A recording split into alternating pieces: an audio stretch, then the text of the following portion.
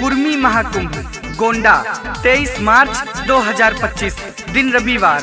स्थान पराग डेयरी के सामने वाला मैदान गोंडा। आप सभी स्वजातीय साथियों से निवेदन है इस कार्यक्रम में पहुंचकर कुर्मी महाकुंभ को सफल बनाएं और अपनी ताकत दिखाएं। 23 मार्च चलो गोंडा। निवेदक मुकेश वर्मा जी एवं समस्त कुर्मी समाज के साथी गायक अनमोल वर्मा। गोंडा के लोगों ने अब की है ठाना, कुर्मी महाकुंभ सफल बनाना, कुर्मी महाकुंभ सफल बनाना। गोंडा के लोगों ने अब की है ठाना, कुर्मी महाकुंभ सफल बनाना। कुर्मी भाइयों एक हो जाओ, बातें है तोहरे सम्मान पर। कुर्मी भाइयों एक हो जाओ, बातें है तोहरे सम्मान पर। जब तक रहेगा ई जाने शरीर में, आई नाच स्वाभिमान पर। जब तक रहेगा ई सांस शरीर में, आवे नाच स्वाभिमान पर। आवे नाच स्वाभिमान पर।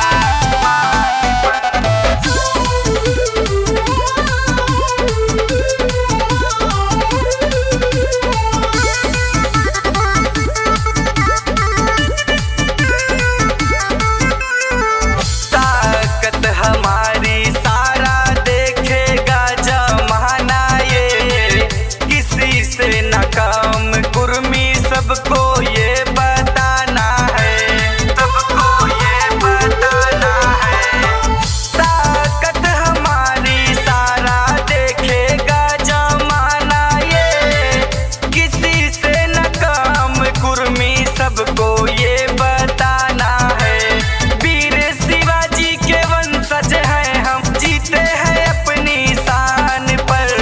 वीर शिवाजी के वंशज हैं हम, जीते हैं अपनी शान पर।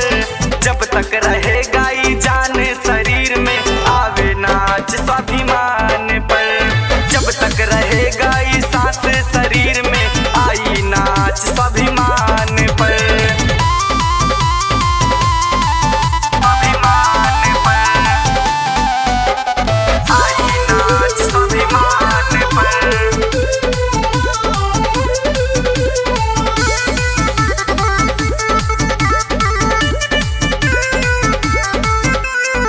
शासन में आकर अपना हक पहचानो तुम।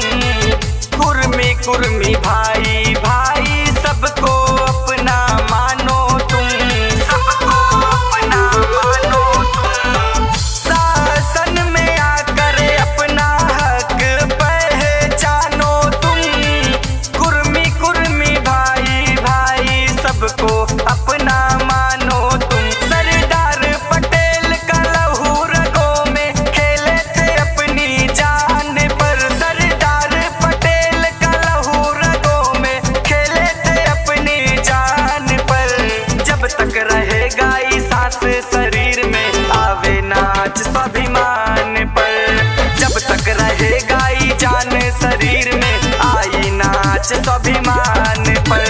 गोंडा के लोगों ने अब की है ठाना, कुर्मी महाकुंभ सफल बनाना। कुर्मी भाइयों एक हो जाओ, बातें है तोहरे सम्मान पर। कुर्मी भाइयों एक हो जाओ, बातें है तोहरे सम्मान पर। जब तक रहेगा ई जान शरीर में, आई नाच स्वाभिमान पर। जब तक रहेगा ई सांस शरीर